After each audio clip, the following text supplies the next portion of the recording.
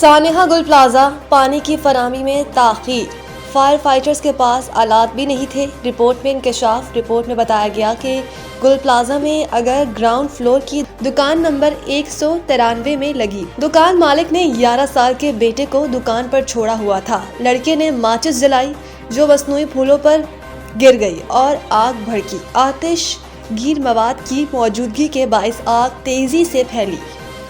Report کے مطابق غیر محفوظ برقی وائرنگ، ایئر کنڈیشنرز اور کھلے پائپوں نے صورتحال کو سنگین بنا دیا۔ فائر ٹینڈرز کو پانی کی فراہمی میں نمایاں تاخیر ہوئی۔ پہلا واٹر بائزر رات 11:53 پر پہنچا۔ پانی کی مسلسل فراہمی رات 12 بجے کے بعد شروع ہوئی۔ رپورٹ میں بتایا گیا کہ لوگوں کو نکالنے کے لیے لوہے کی راڈز کو کاٹنے کے لیے آلات موجود نہیں تھے۔ فائر فائٹرز کے پاس مناسب آلات، حفاظتی سامان اور مطلوبہ تربیت و مہارت موجود نہیں تھی۔ رپورٹ میں انکشاف کیا گیا کہ ہجوم کو قابو میں رکھنے اور علاقے کو گھیرے میں لینے سے متعلق پولیس کے اقدامات مؤثر نہیں تھے۔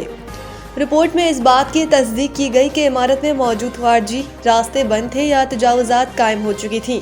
رپورٹ کے مطابق سیڑھیوں کی چوڑائی کم کی گئی، دروازوں کی تعداد 18 سے کم کر کے 13 کر دی گئی۔ رپورٹ میں سفارش کی گئی کہ تمام ہائی رسک عمارتوں کا فوری آڈٹ کروایا جائے، خلاف ورزی پر جرمانے، جزوی بندش یا سیل کرنے کی کارروائی کی جائے۔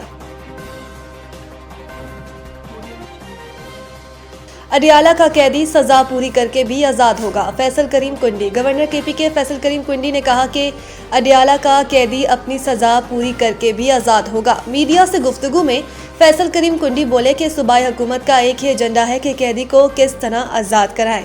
انہوں نے واضح کیا کہ قیدی اپنی سزا بھگت کر ہی آزاد ہوگا۔ اگر قیدی کو اسپتال لایا گیا ہے تو کسی مرض کا علاج کرنا غلط بات تو نہیں۔ گورنر نے وادی تیرہ میں آپریشن کی خبروں کی تردید کر دی اور کہا کہ تیرہ میں لوگ ہر سال سردیوں میں نقل مکانی کرتے ہیں۔ اس وقت تیرہ کے حوالے سے صرف لفظی جنگ جاری ہے۔ انہوں نے مزید کہا کہ اس سال صوبائی حکومت نے اس مد میں 4 ارب روپے رکھے اور آئی ڈی پیز کی رجسٹریشن شروع کی۔ 50 سے 60% لوگ آپریشن کے خدشے کے پیش نظر نقل مکانی کر گئے۔ اس سے پہلے 30% تک لوگ سردی میں بچوں کے ہمراہ نقل مکانی کرتے تھے۔ گورنر کے پی کے نے کہا کہ دہشت گردوں کے خلاف ہر جگہ آپریشن ہوتا ہے، چاہے کسی کو اچھا لگے یا برا۔ چترال سے ڈیرہ اسماعیل خان تک جہاں بھی دہشت گرد ہیں وہاں آپریشن ہوگا۔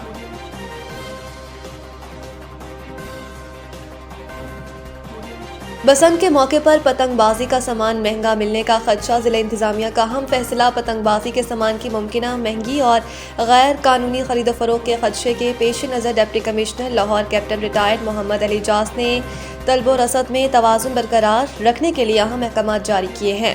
ڈپٹی کمشنر لاہور کے مطابق ضلع لاہور اور صوبے پنجاب کی حدود سے باہر سے پتنگ بازی کا سامان لانے کی اجازت صرف مخصوص شرائط کے تحت دی جائے گی، جبکہ یہ سہولت صرف رجسٹرڈ تاجروں تک محدود ہوگی۔ اس مقصد کے لیے ای بیس پورٹل کے ذریعے آن لائن ٹرانسپورٹیشن پرمٹ کے اجرا کی جدید سہولت متعارف کروائی گئی تاکہ تاجر برادری کو قانونی اور شفاف طریقے سے اجازت نامے حاصل کرنے میں آسانی ہو۔ ضلع انتظامیہ اور رجسٹرڈ تاجروں کے مابین مکمل تعاون، قوانین اور SOPs سختی سے عمل درآمد کا عزم ظاہر کیا گیا ہے۔ شہر بھر میں صرف ڈپٹی کمشنر کی منظور شدہ کمرشل جگہوں پر ہی کاروبار اور سٹوریج کی اجازت ہوگی، جبکہ محکمہ داخلہ کے SOPs اور دفعہ 144 کے مؤثر نفاذ سے حکومتی رٹ ہر صورت قائم رکھی جائے گی۔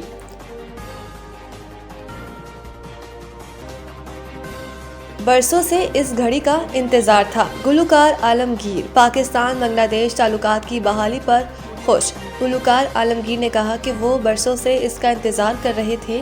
وہ بنگالی ضرور ہے لیکن محب وطن پاکستانی ہے۔ پاکستان نے انہیں بہت محبت دی۔ انہوں نے پاکستان آئیڈیل کی تعریف کرتے ہوئے کہا کہ پاکستان کے نوجوانوں کو سامنے لانے کے لیے یہ بہت اچھا پلیٹ فارم ہے۔ یہ دیکھ کر بہت خوشی ہوئی کہ 50 سال بعد بھی نوجوان ان کے گانے گنگنا رہے ہیں۔ عالمگیر نے نوجوان گلوکاروں کو مشورہ دیا کہ کلاسیکی گائیکی سیکھ کر موسیقی کی جڑیں مضبوط کریں، اس کے ساتھ جدید ٹیکنالوجی کا تڑکا لگائیں تاکہ سدا بہار گانے تخلیق کر سکیں۔ مزید برآں عالمگیر نے بنگالی اور اردو زبان میں گانا بھی گنگنایا۔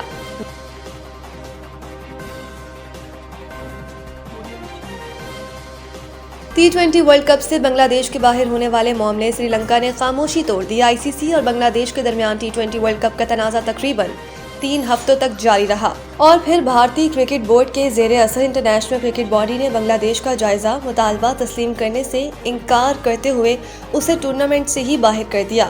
T20 ورلڈ کپ میں بنگلہ دیش کے 4 میچز کولکتہ میں شیڈول تھے، تاہم ہندو انتہا پسندوں کی دھمکیوں کے باعث بنگلہ دیش کے فاسٹ بالر مستفیض الرحمان کو IPL سے نکالے جانے کے بعد بنگلہ دیش کرکٹ بورڈ نے مطالبہ کیا کہ ان کے میچز سری لنکا منتقل کیے جائیں کیونکہ ان کے کھلاڑی بھارت میں محفوظ نہیں ہیں۔ بنگلہ دیش کو T20 ورلڈ کپ سے باہر نکالے جانے کے فیصلے کو کرکٹ ماہرین کی جانب سے نہ صرف حیران کن قرار دیا جا رہا ہے بلکہ بھارتی صحافیوں کی جانب سے بھی اس فیصلے پر کڑی تنقید کی جا رہی ہے اور اس فیصلے کی بڑی وجہ BCCI کی انا قرار دی جا رہی ہے۔ دوسری جانب اس قسم کی خبریں بھی زیر گردش ہیں کہ پاکستان کرکٹ بورڈ بھی ورلڈ کپ کا بائیکاٹ کر دے یا پھر بھارت کے خلاف میچ نہ کھیلے۔